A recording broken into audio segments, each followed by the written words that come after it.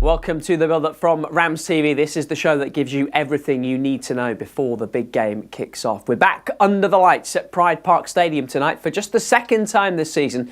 Derby County hosting Swansea City. And that means the Championship's in-form striker isn't available tonight. Jerry Yates has goals in his last 3 games after scoring against Preston on Saturday.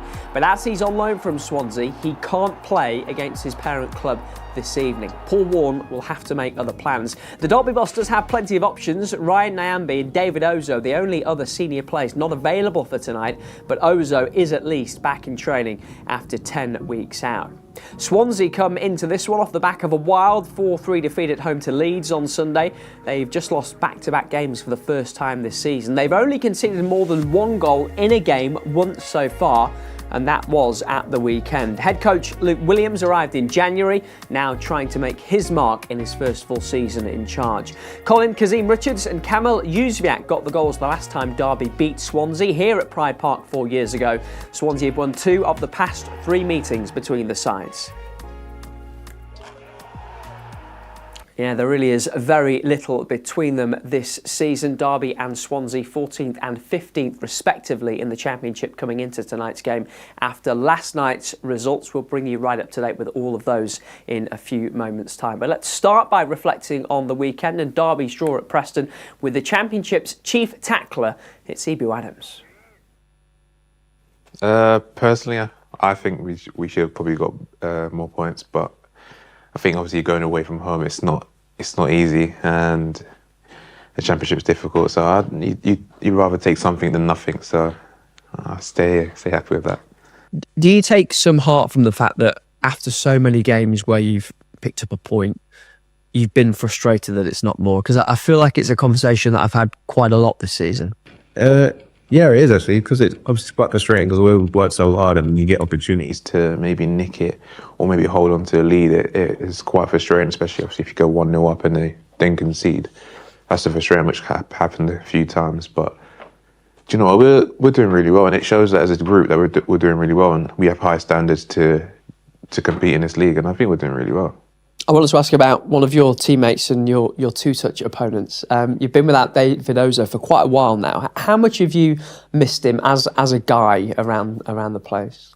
You know, he's still around. He's still lingering. He's still poking his head outside the training pitch. But no, he's a big character. And do you know what? I'm happy for him because he settled in very quick.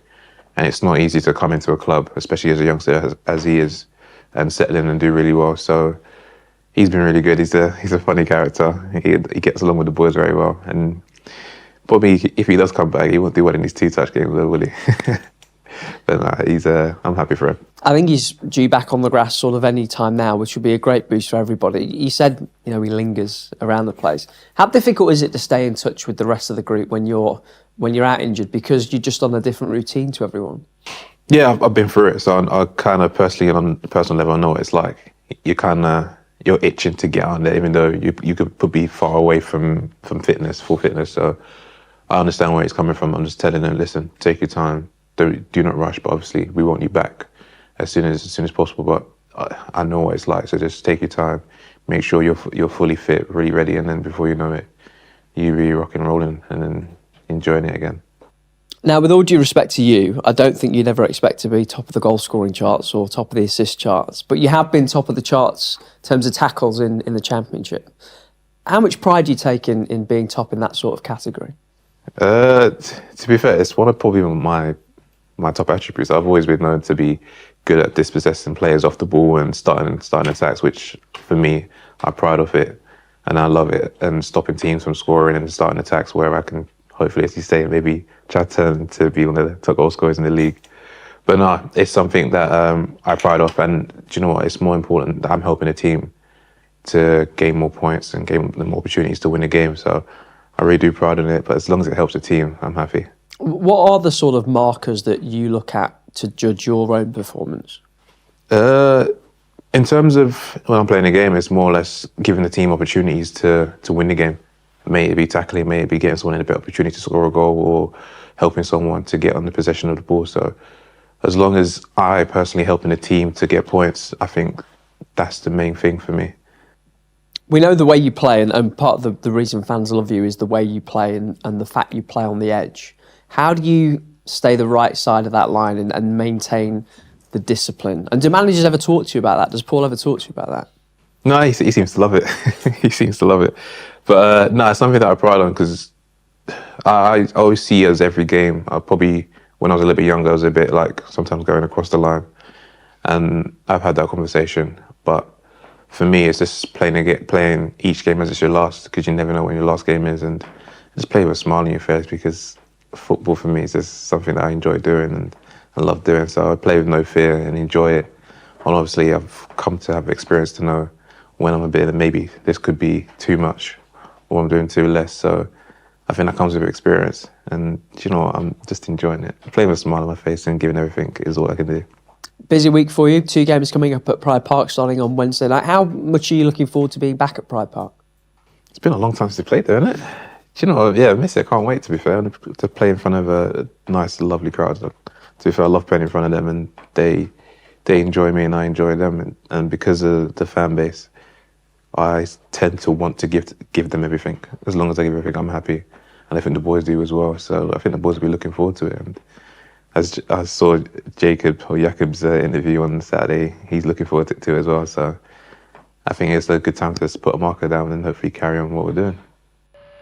There he is, Ebou Adams. Now, I've mentioned last night's results already, so here they are in full. Wins for Burnley and Sheffield Wednesday, and there's been a change of manager at Hull after that defeat. Tim Volter sacked in the last few moments. Wayne Rooney said he'd have been better off sending out his under-18s after Plymouth were thumped at Norwich. Wins for Sheffield United and Watford as well. Points shared at Stoke and Sunderland. And there are 4 other games tonight. Leeds will go back to the top of the table if they beat Luton. Derby will face Leeds twice next month, remember. But up first for Derby tonight here at Pride Park, it's Swansea. Here's Paul Warne. Yeah, good. I mean, it's nice to train without snow. We didn't have to sledge in today, which is a bonus. Look, all right. I've got virtually everyone out there and trying to pick a team to obviously win another game. So, you know, Swansea not dissimilar to Preston. I think Preston finished 10th last year. These finished 14th. And I know how good they are because, you know, we think the world of Jerry and, you know, they kindly let us take Jerry off them. So I think it shows the strength of their squad. So we'll have to be at our very best to be competitive. And obviously watched them against Leeds at the weekend, which was a game full of excitement. So it should be another good game. And you mentioned him, sort of a good time and sort of not to talk about Jerry Yates because he scored in 3 consecutive games for you, but not available on Wednesday. How pleased have you been with him? Has he been what you knew he would be when you brought him in? Yeah, I mean, obviously, you know the history that we know him really well, and his attitude to football's always been amazing. I always, from an early age, we always liked him as a player. I'm not going to go too histrionic to go back in time, but I always remember how his granddad had a massive impact on Jerry. He used to train with the youth team and that, and then his granddad used to say that wasn't enough and used to run him up and down hills and all that. And there's a lot of stories about a lot of top sports people that have had an encouraging but hard person behind them to make them train harder. You'd have to look at golfers and tennis players. There's loads of stories out there, and obviously that has to match your talent. But that whole work ethic that was driven into him from a child has taught him in good stead. And even in games where he hasn't been a goal threat, maybe because we haven't created anything for him, he's led the line really well, and he does everything thanklessly, but he does the ugly part of the game and how hard he works for the team, like better than anyone I know really. So it's a disappointment not to have him this weekend, but then, you know, as always, it's an opportunity for someone else, and if they score 2, then I've got an issue come Sunday. Must be a strange situation for him, for any player in that situation where, you know, he wouldn't, I would assume, normally not be involved on Wednesday night, but he can't because it's against his parent club. How will the day sort of be for him? Yes, I don't know. So we play Sunday, don't we? So what day are we on now? Tuesday. So he's done extra running today. Tomorrow he'll just turn up like he's a squad player and think he's been dropped. So he'll just come to the game, be in the dressing room, you know, have food with the lads and all that. I won't ask him to do anything physical. And then Thursday, there'll be a few of the lads who might play in the under-21s will train with the academy. But I'll just give him an extra day off with the first team, and then he just comes back in Friday. So it will feel strange for him. He is one of them people, I think, that when his professional career finishes, he'll still play 5-a-side with his mates. And so he'll be itchy on the side of the pitch, that is for sure. Back at Pride Park on Wednesday night, as we've mentioned, and feels like ages since your last game at home again. I know we've talked about the challenges of the time of year coming up and how many fixtures you have, but will it be nice to get into a bit of a rhythm and a bit of a routine with the games? Yeah, I think it was Hammy who said to me, I think the game we had Saturday is the last 3 o'clock on a Saturday till January or something. I don't know if that's true. Well, I like to think it's true. I mean, what I've told you is true. I don't know if I've got the story completely right. So we do get games thrown around here, and obviously in the Champ there's a lot of Wednesday games, Tuesday games, and obviously us playing Sunday. So it doesn't feel like there's any rhythm to it, if I'm honest. It just feels like we're just, you know, and that's why we don't talk about the last game as much, because you just head down for the next one. Like, we prepare for this. If we win, great, we'll feel great about it for 20 minutes. And if we don't win, we have to try and correct it for the next game on Sunday. So it doesn't feel like we're in any rhythm. That is the truth. And the good thing is, though, we've got a lot of players fit and available. So, you know, that will definitely help us out in this period. There is Derby boss Paul Warne. The table, before we go, Sheffield United top after their win last night. Leeds dropping to 4th, probably only temporarily. Sheffield Wednesday have moved into the top half after their win, though there's only 6 points separating Norwich in 9th, with Cardiff down in 21st. Derby slipped into the bottom half last night, only a point and a place above tonight's opponents, Swansea. Queen's Park Rangers host Cardiff tonight in a big game toward the bottom of the table.